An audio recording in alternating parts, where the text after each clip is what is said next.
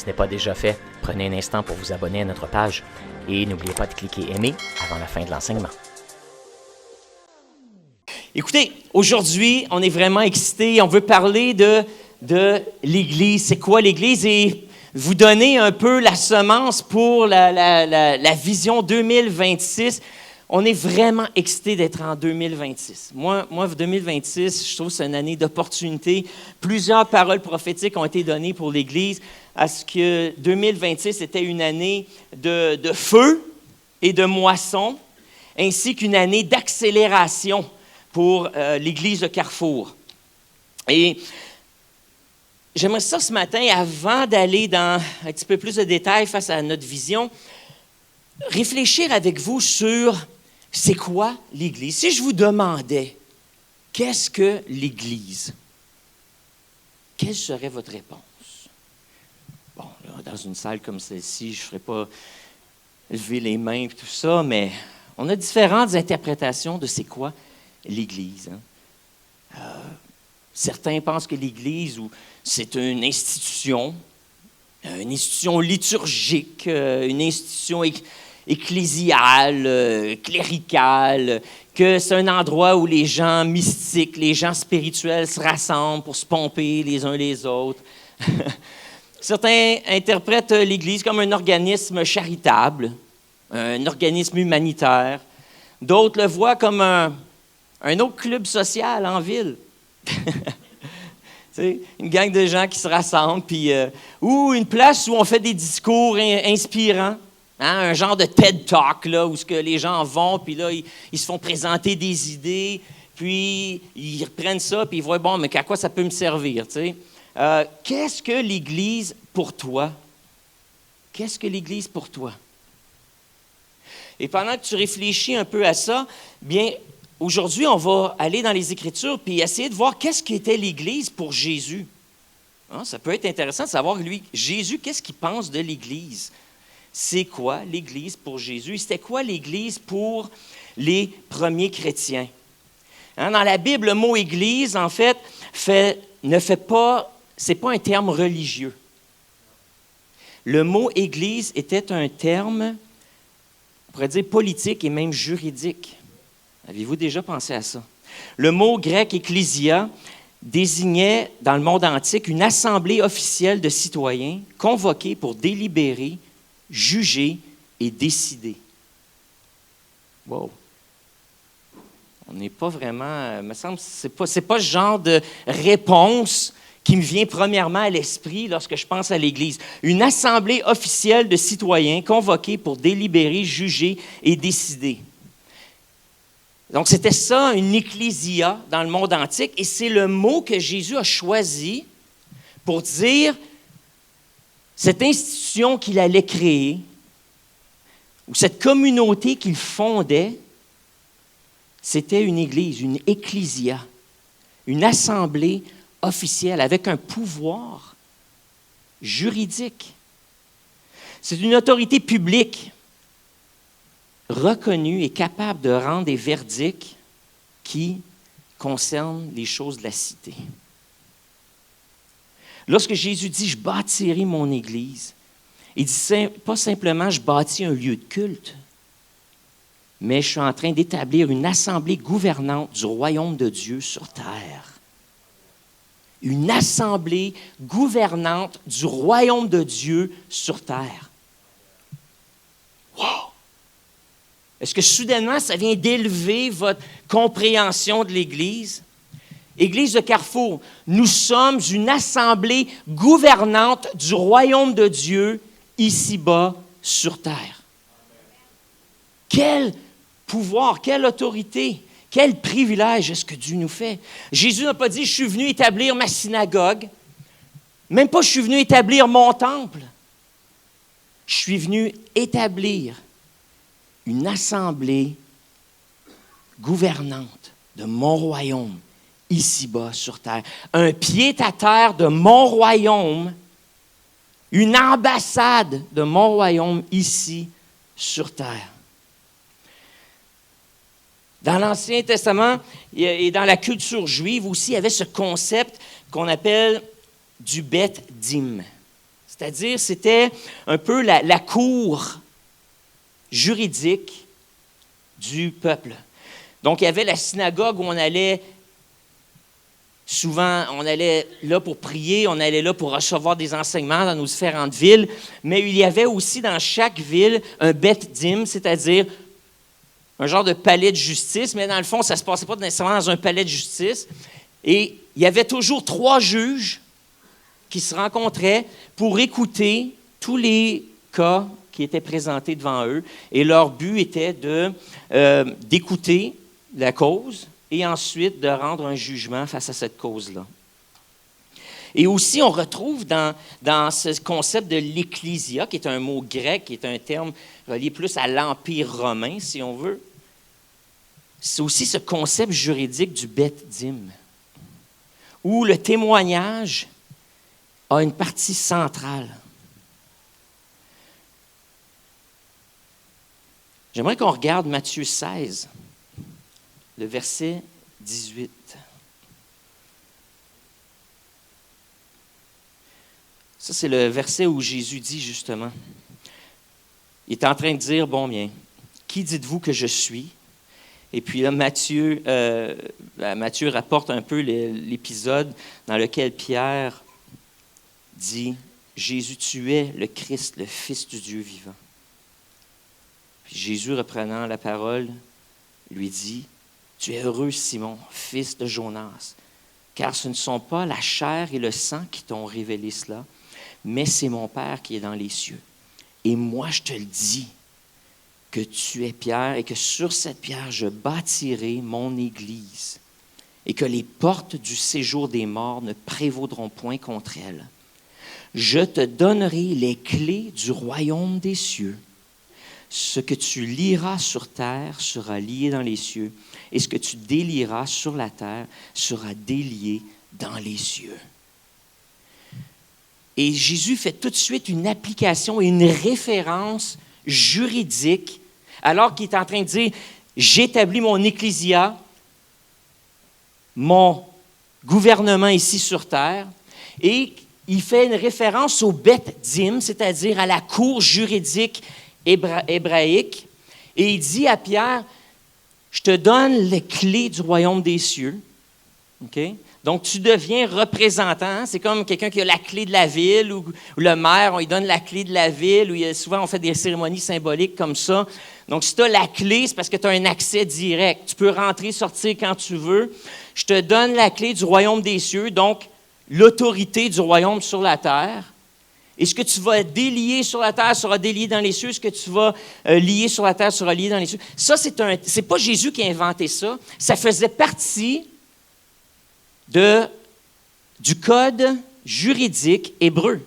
Ces mots-là exactement, c'était les mots en fait qui étaient utilisés pour parler quand les juges délibéraient d'une situation, ils devaient décider est-ce qu'on lie la personne ou la cause, c'est-à-dire on retient les preuves contre la personne et on rend un jugement de culpabilité, ou est-ce qu'on délie, c'est-à-dire qu'on exonère la personne, qu'on libère la personne, qu'on la déclare non coupable. Faisait partie du code juridique et de la manière de procéder. Et Jésus dit à Pierre, dans mon royaume, je vous donne cette autorité juridique que d'habitude les juges sur la terre ont dans les différentes cours, de lier, de délier. L'apôtre Jean va en faire en fait une application, puis il va dire quand Jésus, après sa résurrection, rencontre ses disciples, il souffle sur eux, il leur donne son esprit, et il dit, et maintenant vous avez le pouvoir de pardonner les péchés. Et ceux à qui vous refusez de pardonner leurs péchés ne seront pas pardonnés. Une autorité qui délègue aux êtres humains, remplis de son esprit, bien sûr, de pardonner et même de refuser le pardon, dépendamment des situations. Une autorité juridique que Jésus donne à son Église. L'Église est un Beth Din. L'Église est une cour de justice. une assemblée délibérante où les lois et les principes du royaume de Dieu sont appliqués, sont décrétés.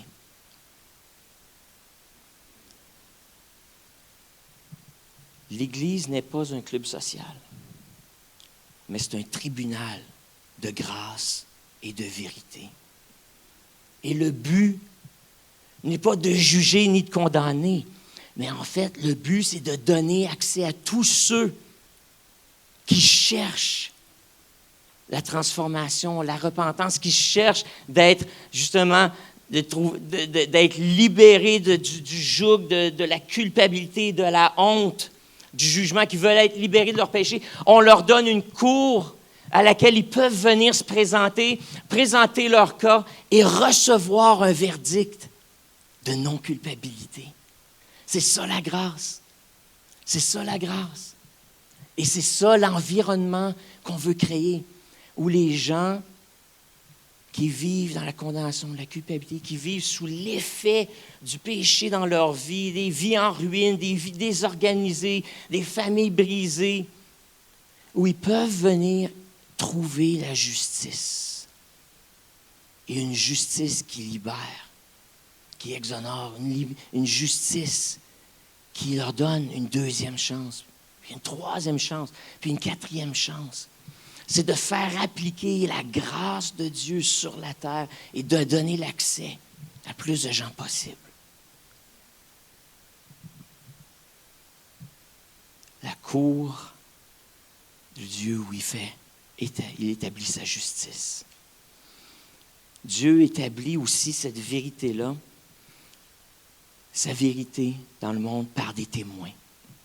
Dans la Torah, c'est-à-dire la Bible de l'Ancien Testament que les Juifs lisaient, les faits étaient toujours établis par 2 ou 3 témoins. C'était les témoins qui aidaient à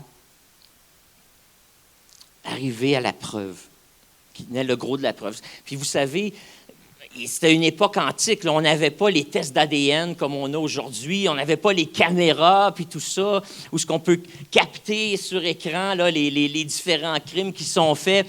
On n'avait pas les téléphones cellulaires, puis les banques de données, puis où ce qu'on peut dire à une compagnie, « Hey, sors-moi tous les textos de la personne » ou faire sortir un peu son profil Facebook ou Instagram pour savoir qu'est-ce qu'elle a dit, qu'est-ce qu'elle a fait, c'est quoi ses intentions. Toutes ces choses qu'on voit, qu'on utilise maintenant comme des preuves. À cette époque-là, on n'avait pas cette technologie-là. Tout ce qu'on avait, c'était des témoins. Il y en a un qui dit, lui a fait ça, l'autre dit, moi je ne l'ai pas fait. Qu'est-ce qu'on fait pour savoir? Eh bien, ça prend des témoins. Aussi simple que ça. Et ça prenait plus qu'un témoin. Ça en prenait 2 ou 3, la déposition de 2 ou 3 témoins pour confirmer les faits. Encore une fois, cette idée de juridique, ce concept juridique de témoignage est ancré dans les Écritures, est ancré aussi dans la réalité de l'Église.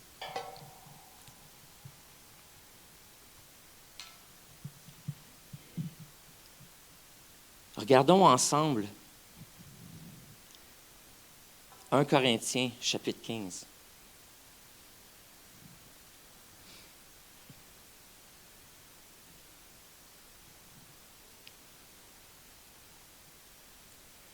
« 1 Corinthiens, chapitre 15. Paul ose dire que Jésus est apparu à plus de 500 personnes. Pourquoi est-ce que Paul prend le temps de dénombrer le nombre de gens qui ont vu Jésus après sa résurrection? À partir du verset 3, « Je vous ai enseigné avant tout, comme je l'ai aussi reçu, que Christ est mort pour nos péchés, selon les Écritures, et qu'il a été enseveli et qu'il est ressuscité le 3e jour, selon les Écritures, et qu'il est ensuite apparu à Céphas, c'est-à-dire l'apôtre Pierre, puis aux 12. Ensuite, il est apparu à plus de 500 frères à la fois, dont la plupart sont encore vivants et dont quelques-uns sont morts. Et ensuite, il est encore apparu à Jacques, puis à tous les apôtres. Après eux tous, il m'est aussi apparu à moi comme à l'avorton. Et Paul fait ici appel à une foule de témoins pour justifier son message.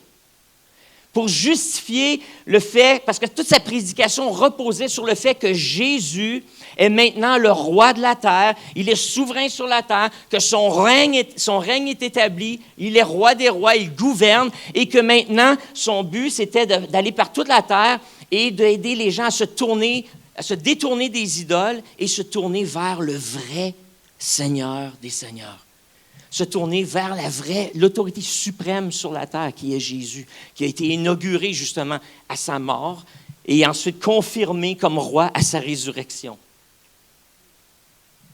Sans la mort, sans la résurrection, notre message est vain. Et Paul, ici, savait. Donc, il utilise une tactique juridique et dit, pour justifier son message et son apostolat, il dit, Christ est vraiment vivant. Voici, il est apparu à Céphas, il est apparu aux 12. Mais ça, ce n'était pas assez. Parce que s'il apparaît à une personne, on peut dire que la personne, juste un témoignage, on peut dire que la personne ment. Hein? Pour ça que ça prenait 2 ou 3 personnes pour confirmer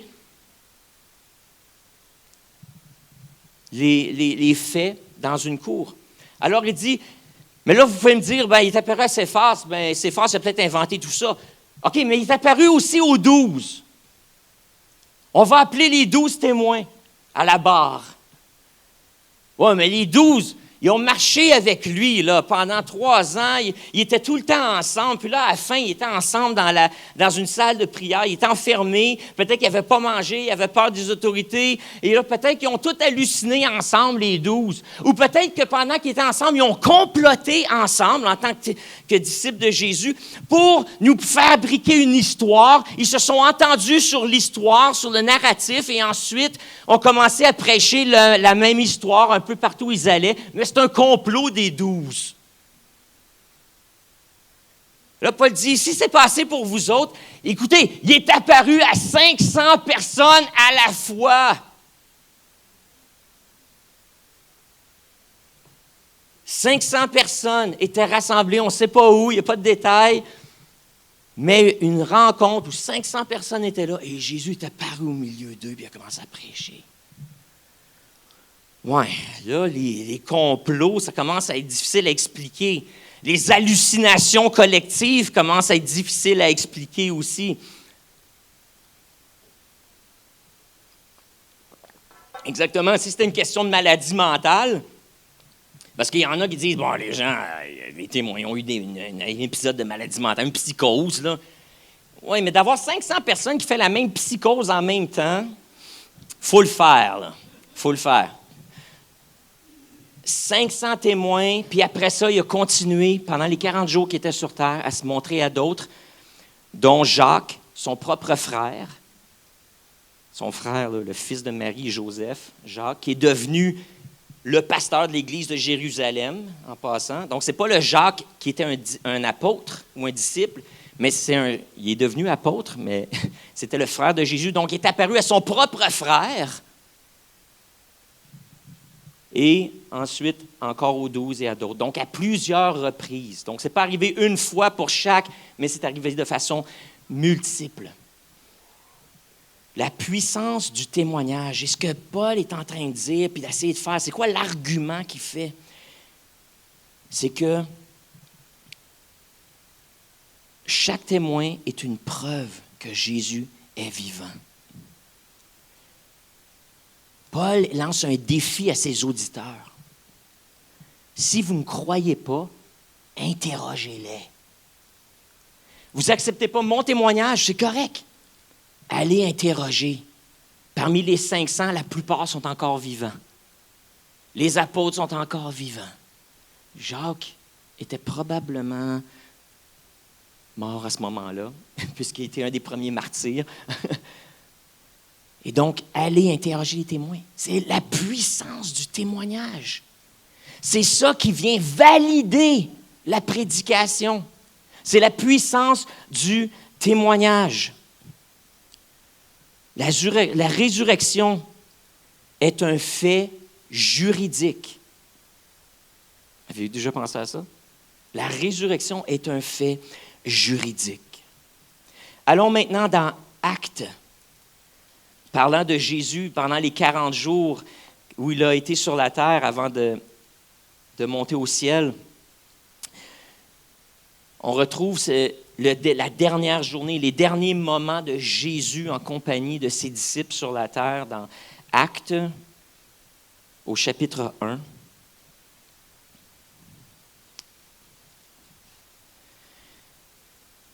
Et Luc, l'auteur, rapporte ici les histoires qui ont été partagées par les apôtres eux-mêmes.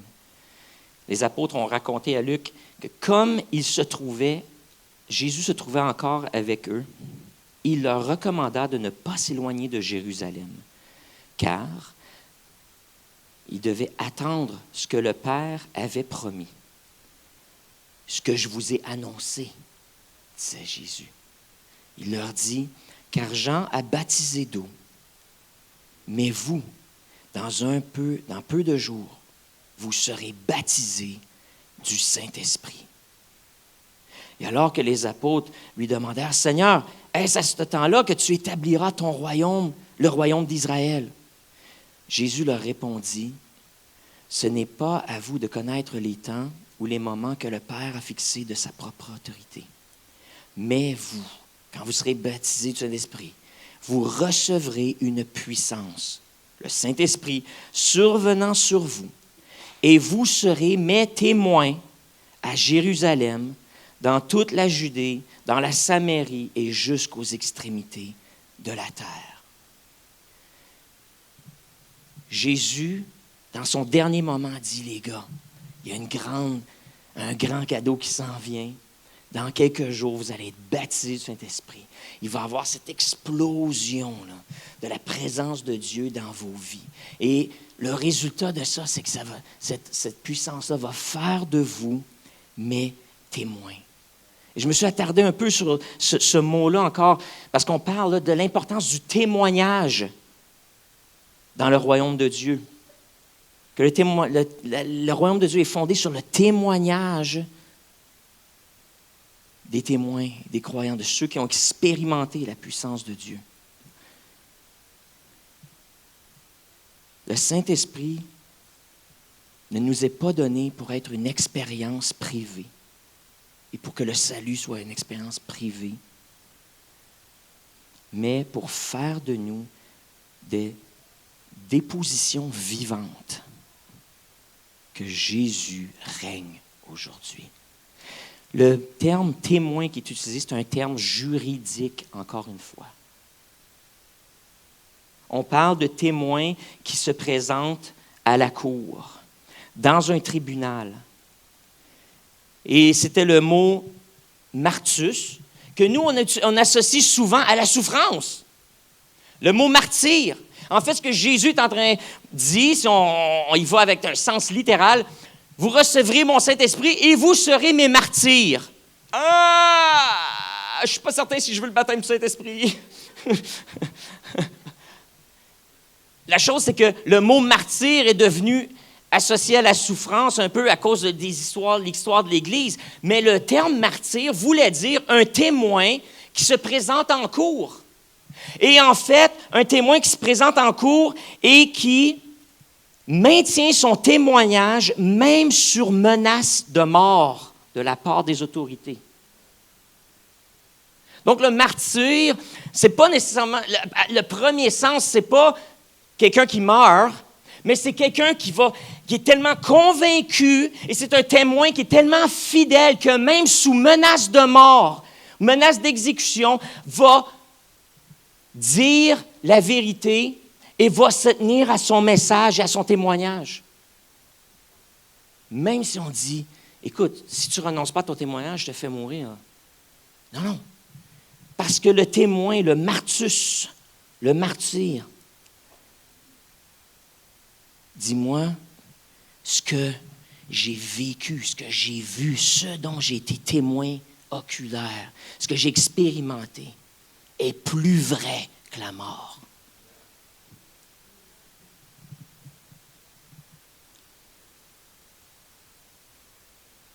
On peut tuer le témoin, mais on ne peut pas effacer sa déposition.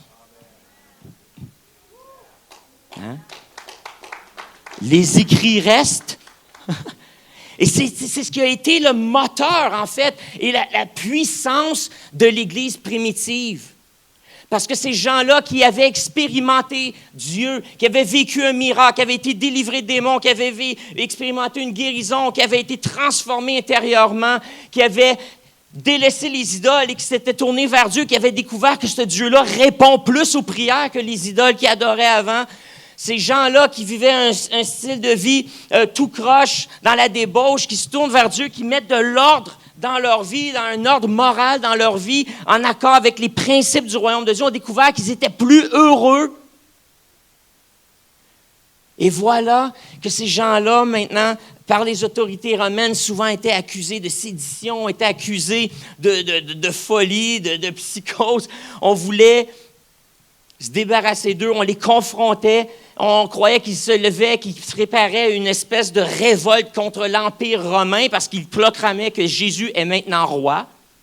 Ce n'est pas une affaire d'eschatologie là, que Jésus est roi. Il est roi maintenant, sur la terre. Maintenant.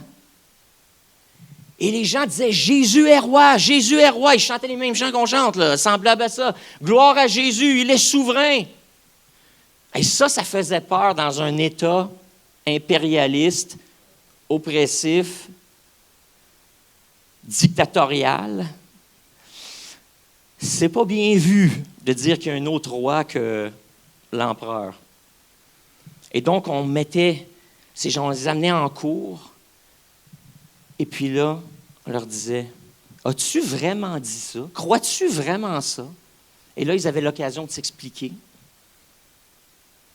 Et puis là, on dit, « Ouais, mais regarde, si tu ne retires pas ton témoignage, ou tu ne changes pas ton témoignage, on va te tuer. » Mais un martus, un témoin convaincu, peut se tenir debout au milieu des accusations, même sous menace de mort, va rester fidèle parce qu'il dit « Je sais ce que je sais. Et vous ne pouvez pas m'enlever ça. Je sais ce que je sais. » Et Satan sait ce que tu sais. Maintenant, on tourne à la fin de la Bible, dans Apocalypse. Apocalypse au chapitre 12.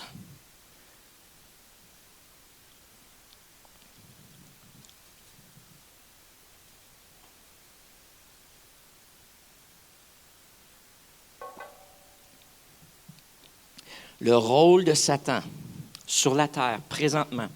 Objectif numéro 1 du royaume des ténèbres. Hein? On vient de parler du royaume de Dieu qui est établi, que l'Église est une ambassade ou aussi un endroit, une assemblée gouvernante qui a le droit de rendre des jugements, donc qui a l'autorité de changer des cultures, changer l'atmosphère, d'intervenir dans la vie des gens, des citoyens. Ce n'est pas juste spirituel, là. Il y a un impact direct, concret dans la vie des gens. Et vous, la plupart d'entre vous, vous êtes témoins de ça. Comment Dieu a transformé vos valeurs.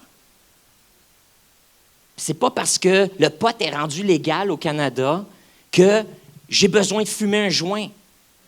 Ce n'est pas les lois de l'État qui décident, mais c'est les lois du royaume. Et le royaume de Dieu dit, ne t'intoxique pas avec rien, mais sois toujours alerte. Ne vous enivrez pas de vin. C'est pas parce que l'alcool est légal au Canada que je peux aller me saouler la fin de semaine. Ne soyez pas enivrés de vin, mais soyez alerte, veillez et priez. L'alcool atténue tes sens, tes mécanismes de protection. Donc, mais sois rempli du Saint-Esprit. Puis là, il donne une alternative. Sois rempli du Saint-Esprit. Un peu ce qu'on a vécu cette semaine, pendant une semaine. Puis, est-ce que ça veut dire que l'alcool est prohibé pour les chrétiens? Non. Jésus a tourné l'eau en vin, là, on s'entend. Donc, je ne suis pas en train de dire, buvez jamais une goutte de vin. Mais je suis en train de vous dire, c'est pas parce que c'est légal qu'il faut que tu ailles te saouler. Puis quand tu as des problèmes, tu n'as pas besoin de te tourner vers ça. Le royaume de Dieu a des alternatives pour te soulager de ta douleur, de ta dépression, de ton insomnie. Insomnance, j'invente un nouveau terme médical maintenant. Je pensais à somnolence, mais c'est pas ça. Apocalypse 12, verset 11. On parle ici de Satan. En fait, on peut commencer au verset 10. Le ciel, et j'ai entendu dans le ciel une voix forte qui disait, « Maintenant, le salut est arrivé, et la puissance et le règne de notre Dieu et l'autorité de son Christ, car il a été précipité, l'accusateur de nos frères, celui qui les accusait devant notre Dieu jour et nuit.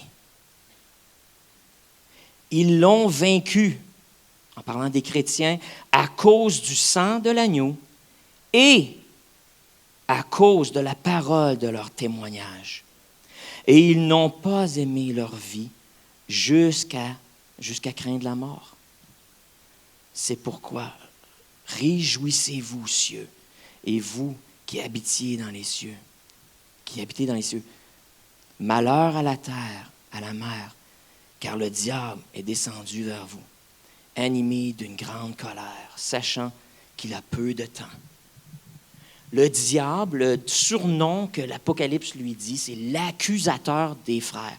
Un autre terme juridique, si vous ne l'aviez pas capté, l'accusateur vient pour discréditer le témoignage. Si on y va de façon plus légère, on pourrait dire qu'il vient tester le témoignage des témoins. Mais, puisque Satan est mal intentionné, son but, c'est de discréditer les témoins et, même aller plus loin, éliminer les témoins. On retourne juste quelques pages, encore dans le livre d'Apocalypse, au chapitre 6. Le royaume de Dieu, mes amis, n'est pas fondé sur des philosophes, sur des penseurs, des mystiques ou des gourous. Le royaume de Dieu est fondé, sur le fait historique et juridique de la mort et la résurrection de Jésus, et le fait qu'il est roi maintenant, et sur le témoignage de ceux qui sont maintenant entrés dans ce royaume. Et on voit au verset, dans Apocalypse, au chapitre 6, les martyrs qui crient. Les martyrs qui crient.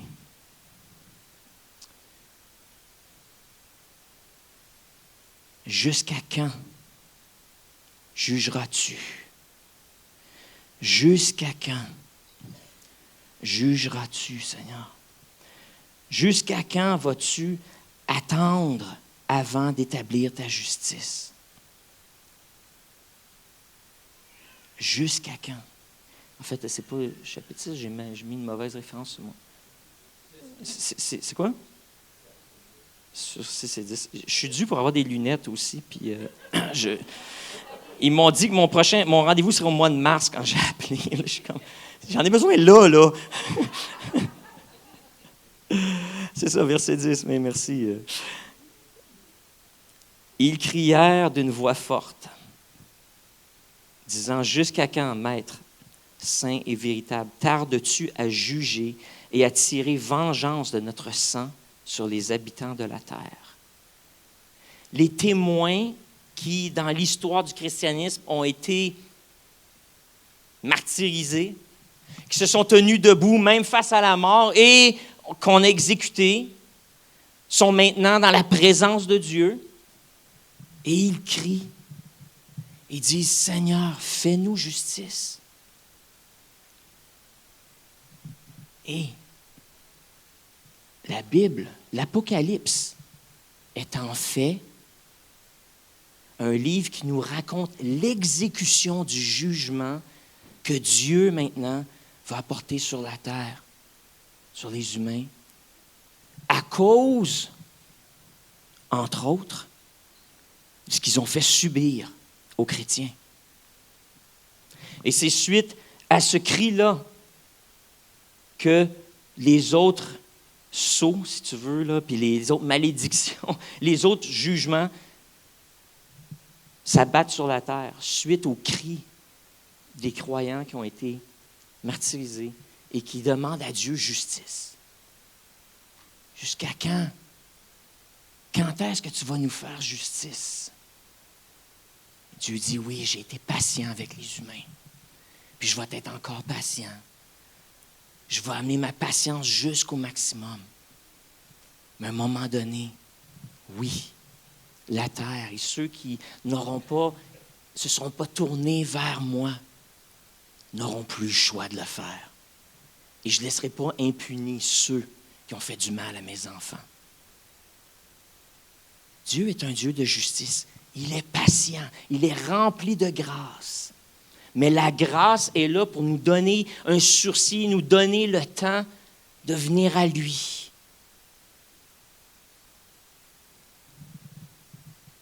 Mais à un moment donné, Dieu fera justice à ses martyrs. Dieu fera justice à ses témoins.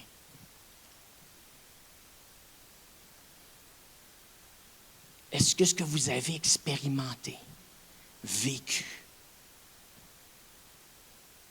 est tellement puissant, tellement vrai, que même sous menace de mort, vous seriez prêt à vous tenir debout et dire, tu ne peux pas m'enlever. Je sais ce que je sais. Jésus est roi. Jésus est roi. Il a transformé ma vie. Et même si tu me mets à mort, je ne changerai pas mon histoire. Bon, on s'entend qu'en 2026, en Amérique du Nord, c'est peu probable qu'on en arrive là. En tout cas, cette année. L'accusateur est beaucoup plus subtil dans 2026.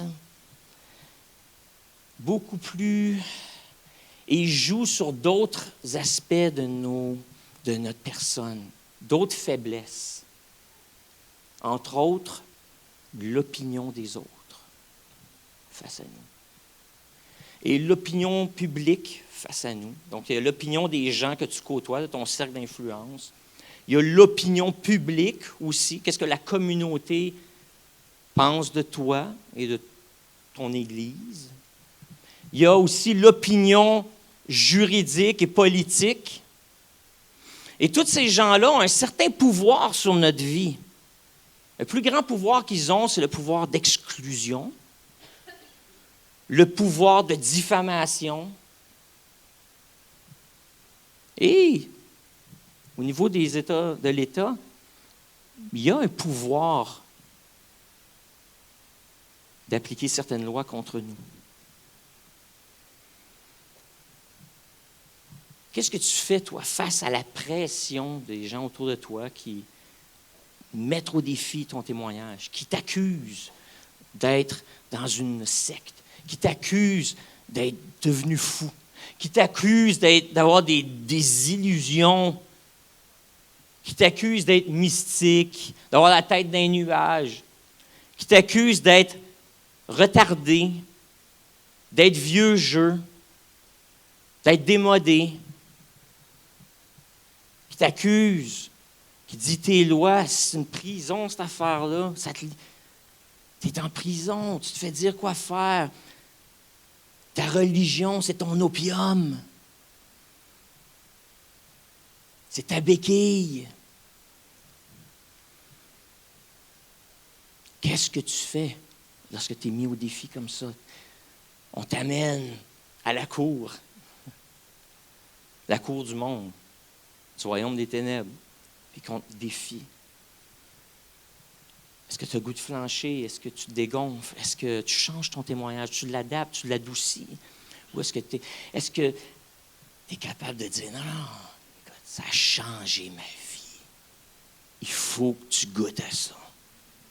Jésus règne maintenant dans ma vie. Ça a tout transformé. Puis ça continue de le faire, parce qu'on est tous en voie de développement, on s'entend bien. Est-ce que tu es capable de te tenir debout? Église de Carrefour, le 17 janvier, je vous lance un défi. 17 janvier, à la place des Moulins, au coin de Wellington Sud et Frontenac, il se prépare une manifestation. Et je l'appelle manifestation parce que je vais utiliser un terme juridique et politique pour parler d'un événement qui n'est pas planifié dans le calendrier de la ville, où les chrétiens vont se présenter pour aller prier en public, dans la rue.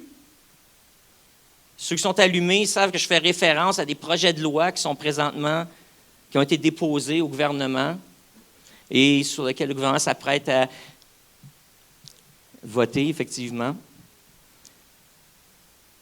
Et où les chrétiens s'assemblent pour aller s'aiguiser dans leurs habiletés d'évangélisation, pour ensuite se déployer dans les rues du centre-ville pour aller témoigner à des gens, à des inconnus, pour ensuite revenir avec ces gens-là et peut-être des amis aussi, des gens que vous allez inviter à se rassembler dehors, aux frettes, pour de la louange, de l'adoration, et un message de réveil, un message d'évangélisation qui ne sera pas dirigé vers vous, là, les chrétiens. Elle n'est pas là pour dire « Ah, je vais recevoir quelque chose de beau, là, ça va m'inspirer. » Oui, tu seras inspiré, mais ce n'est pas pour faire un dépôt dans ta vie que Tienne va faire son discours, mais c'est pour faire appel à ceux qui ont entendu votre témoignage, qui vont venir voir par invitation ce qui se passe là, à moins que peut-être tu vas avoir prié avec eux, puis ils vont avoir été sauvés pendant que tu parles avec eux, puis qui viennent là et qui vont écouter un message sur le fait que Jésus est roi des rois, Seigneur des seigneurs, il a été tué, il est ressuscité, il est maintenant aux cieux et maintenant il règne des cieux à travers son corps. Et on va faire ça même si ce n'est pas une activité officielle dans le calendrier de la ville, afin d'utiliser nos droits, puis de déclarer à Sherbrooke, puis faire un geste, je vous dirais, politique et spirituel en même temps, parce que, comme vous venez de voir, là, j'espère que vous comprenez que la politique puis le spirituel, ça va ensemble. Et en tant que croyant, on n'est pas appelé à être déconnecté de la politique, même si la politique n'est pas le royaume de Dieu. Okay? On s'entend, l'État ne sera jamais le royaume de Dieu. Notre premier ministre, comme les Américains, des fois, pensent que leur président est un peu l'homme de Dieu. Il y a quelque chose, je pense, de tordu là-dedans. Ma confiance n'est pas dans les hommes politiques. Ma confiance est en Jésus-Christ, qui est le roi des rois. Mais on est appelé à être une ambassade du royaume de Dieu ici et d'exercer, de manifester les règles et les lois du royaume de Dieu pour transformer la vie des gens, des citoyens, et les faire passer d'un royaume de ténèbres ou un royaume mondain, centré sur soi, vers le royaume de Dieu, un royaume de lumière, un royaume de générosité, un royaume de bonté, d'amour, de grâce, de transformation. Donc, on opère notre royaume, c'est vraiment le concept d'une ambassade à l'intérieur d'un autre royaume. Et lorsque Jésus va revenir sur la terre, il va démolir tous les autres royaumes et établir le sien. Puis là, la politique et le royaume de Dieu vont être vraiment un. Mais pas avant. En attendant, on est une ambassade, on exerce notre autorité, celle que Jésus nous a donnée, notre pouvoir, les dons qu'il nous a donnés, afin de changer les vies une à une. Et plus il y a de témoins dans une ville, de témoins de Jésus-Christ, plus le gouvernement, les autorités n'ont pas le choix d'écouter ce qui se passe. Parce que soudainement, le nombre croissant des témoins commence à influencer les sondages. commence à influencer l'opinion publique. Et au cas où vous seriez un peu déconnecté de comment la politique fonctionne, oui, entre autres sur les lois, mais les lois sont là parce qu'elles représentent l'opinion publique et les valeurs de l'opinion publique. Le gouvernement ne prend pas nécessairement des décisions parce que c'est la chose morale à faire ou la chose droite à faire, mais parce que c'est ce que le peuple veut dans une démocratie. Alors, le seul moyen d'influencer une démocratie, de changer une culture, c'est pas en priant « Jésus, viens transformer » seulement. Il est déjà le roi, lui. Mais il dit, j'ai mis des ambassades partout à Sherbrooke, là.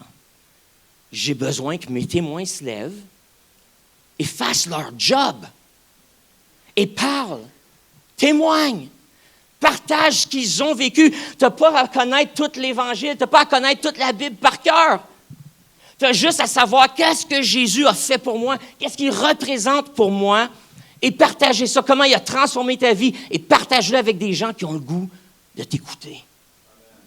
Trouve les gens dans ton entourage qui ont le goût et qui vont prendre 1 minute, 2, 3, peut-être une demi-heure, 1 heure, pour t'écouter et parler avec toi des choses qui ont transformé ta vie.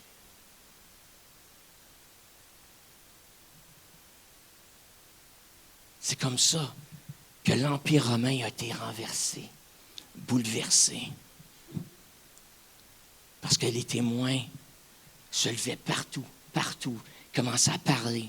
Et soudainement, dans les assemblées locales, il y avait tellement de monde, il y avait plus de gens qui allaient là, qui allaient au Colisée ou qui allaient dans d'autres rassemblements ou au marché central, à l'Atrium.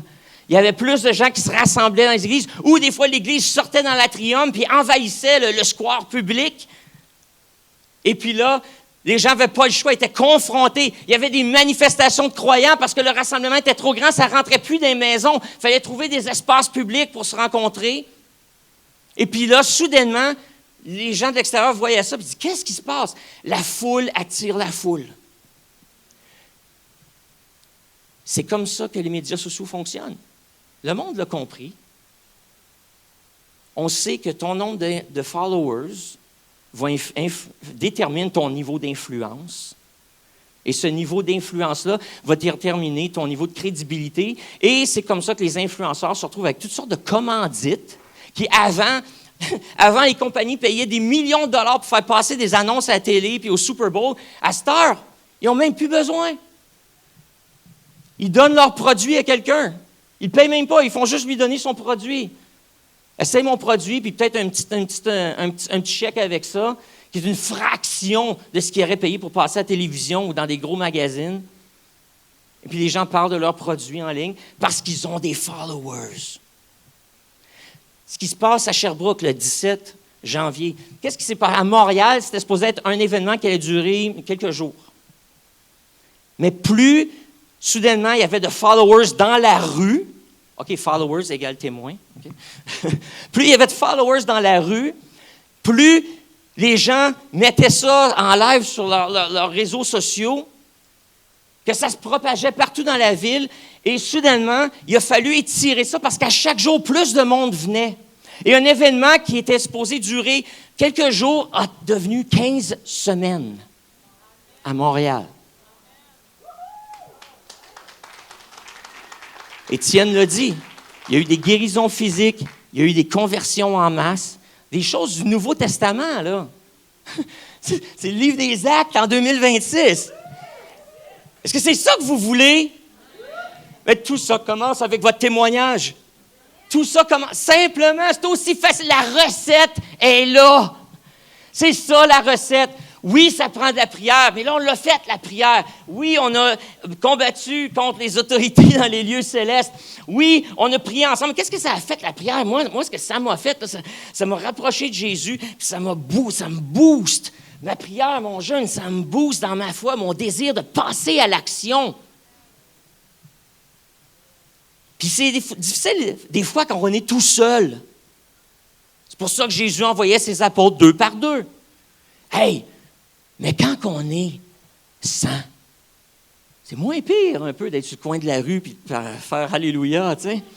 Quand on est 200, c'est moins pire faire le pèlerinage entre le Carrefour et Beauvoir au printemps quand on est 300.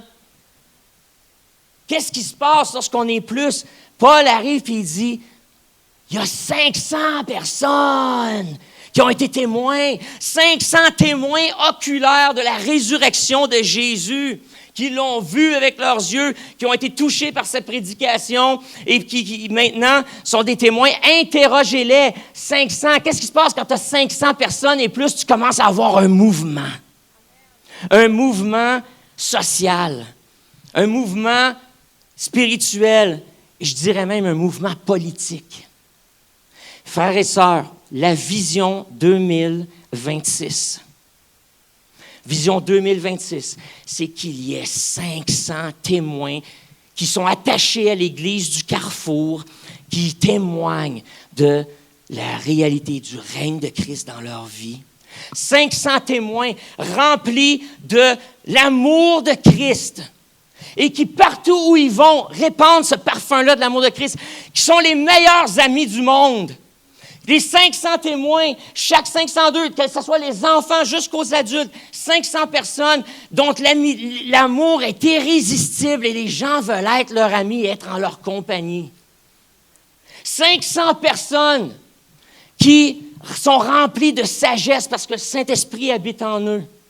Enfants comme adultes, que lorsqu'ils ouvrent la bouche, ils aident les gens autour d'eux à voir les choses sur un nouvel angle. Que lorsqu'ils sont dans leur milieu de travail, ils apportent des solutions et leurs patrons viennent les voir, même si la personne est sur la chaîne de montage ou c'est le concierge, le patron vient les voir parce que cette personne-là est remplie de sagesse, comprend la compagnie, comprend ce qui se passe et il y a des idées on ne sait pas d'où ça sort, mais ça marche. 500 personnes, dont ceux qui sont sur des comités, des CA, sur des comités syndicaux qui aident les gens à négocier ensemble, à travailler ensemble, à trouver des solutions constructives aux défis qu'ils vivent et aux conflits qu'ils vivent.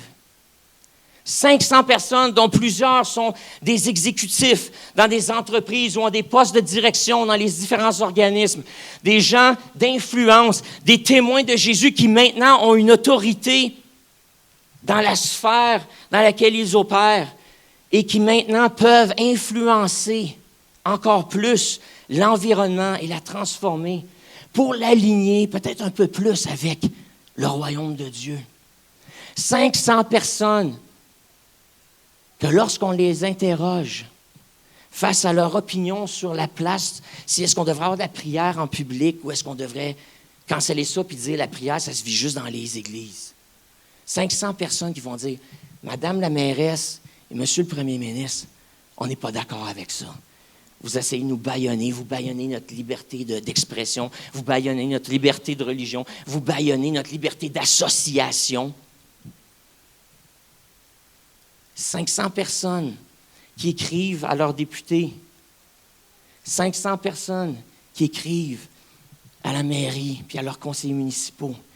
Ça commence à faire du bruit. Multiplie les 500 ici avec des autres églises et soudainement, on parle de milliers à Sherbrooke et en Estrie. Mais à Sherbrooke, la vision, est-ce qu'on est capable de rassembler 500 personnes? Saviez-vous que présentement, le dimanche, ce que vous voyez, c'est 50% des gens qui fréquentent le Carrefour. Parce que là, vous dites, Pascal, regarde, à matin, il y a 200 personnes à l'église. 200 personnes à l'église. Voyons, là, on ne peut pas passer de 200 à 500. Je veux vous dire que moi, j'ai les statistiques de l'Église. Vous ne les avez pas. Donc, j'en ai partagé quelques-uns dans ma lettre de nouvelles de fin d'année. Mais les statistiques de l'Église et les statistiques des sondages d'Église disent que, en moyenne, une assemblée le dimanche voit 50 à 60% des membres de l'Église. C'est ça dans toutes les églises. Là. Ça, c'est pas un reproche, là, c'est un fait. Donc, on parle des participants présents, là, de l'assistance, des adhérents de l'Église. On voit juste 50 à 60%. Puis je vous dirais qu'on est pas mal dans ces chiffres-là. Quand je regarde la liste des gens qu'on a, avec qui on offre des services, qui donnent financièrement à l'Église, qui participent dans différentes activités, il y a des gens qui participent à certaines de nos activités, comme des petits groupes qui ne viennent même pas le dimanche, mais ils sont dans un petit groupe, ils sont connectés à notre Église. Donc, ensuite, au-delà de ces 400-là, on a une liste, j'ai la liste, je l'ai laissée dans mon bureau, avec 673 noms dessus de gens qui ont été touchés dans les dernières années, je vous dirais peut-être dans les 2-3 dernières années, par l'Église de Carrefour. Donc, au-delà du 400, on dirait de gens réguliers, il y en a 673 vraiment qui sont touchés par nous, qui ont vu, qui sont venus chercher des services, qui sont venus assister à des cours, à des choses comme ça, ou qui reçoivent nos communications parce qu'ils ont rempli une petite carte de bienvenue, des choses comme ça. 673, on est déjà rendu au-delà du 500, là. Le potentiel du 500 est là. 500 témoins, comme ceux qui ont vu Jésus, ici, qui s'associent, qui s'affilient au Carrefour et qui disent, nous, on croit dans la vision ici et on va faire et on va aider à accomplir la mission que Dieu a donnée au Carrefour, en collaboration avec les autres églises, gloire à Dieu, on les bénit. Mais je ne suis pas ici pour être le pasteur des autres églises, je suis ici pour être le pasteur de l'église de Carrefour. Alors, ce qu'on fait, c'est qu'on motive le Carrefour, on mobilise le Carrefour, les gens du Carrefour, parce qu'on a quelque chose de spécial ici au Carrefour, que plusieurs églises sont encore en train de découvrir. C'est la plénitude du Saint-Esprit. C'est que nous, on a vécu des miracles surnaturels, on a vécu des guérisons, on a vu des guérisons physiques, des gens qui sont baptisés du Saint-Esprit, qui sont saisis dans l'Esprit, qui ont des visions, des songes, qui vivent des choses du Nouveau Testament à un niveau supérieur que certaines autres assemblées. Puis certaines autres assemblées ont des choses semblables aussi, d'autres non. Certains peut-être sont plus avancés aussi, gloire à Dieu. On a des choses à apprendre peut-être d'eux, mais on a ça. Et donc cette audace-là, cette puissance du Saint-Esprit qui fait de nous des témoins, on doit la vivre, on doit en témoigner, pas juste aux non-convertis, mais il y a aussi des églises qui ont besoin de voir notre témoignage de c'est quoi une vie remplie du Saint-Esprit et de puissance. Et ensuite de ça, ça veut dire 500 personnes, ça veut dire qu'il faut faire de la place pour ces 500-là. Donc 500 personnes, 500 places. Il faut faire de la place dans notre sanctuaire. En 2026, je ne serais pas surpris en fait, c'est la prière, c'est qu'on tombe à 2 réunions. Parce que ce qui se passe ici, si on continue avec le taux de croissance qu'on a présentement, il va falloir faire de la place dans le sanctuaire. D'autres manières de faire, mais ce n'est pas juste le dimanche. Parce que si on sait que, bon, ce n'est pas tous les chrétiens qui vont à l'église toujours le dimanche, à chaque semaine, comme les statistiques disent, il va falloir faire de la place ailleurs aussi. Ça veut dire qu'il va falloir faire de la place dans les groupes destinés, dans nos groupes maisons. Ça va me prendre des gens qui vont dire, moi, je rends ma maison disponible ou mon appartement disponible pour que les croyants viennent se rencontrer ici, puis soient encouragés, soient édifiés, soient exhortés, soient mobilisés, soient motivés. Ça va prendre des maisons. Ça va prendre des appartements. Et donc, on va avoir besoin de vous. 500 personnes qui ont leur place à l'Église, qui ont leur place dans des groupes maisons, qui ont leur place aussi dans nos programmes de développement, dans nos programmes d'édification spirituelle, d'enseignement. 500 personnes qui trouvent leur place dans le service de Dieu, à l'Église et à l'extérieur.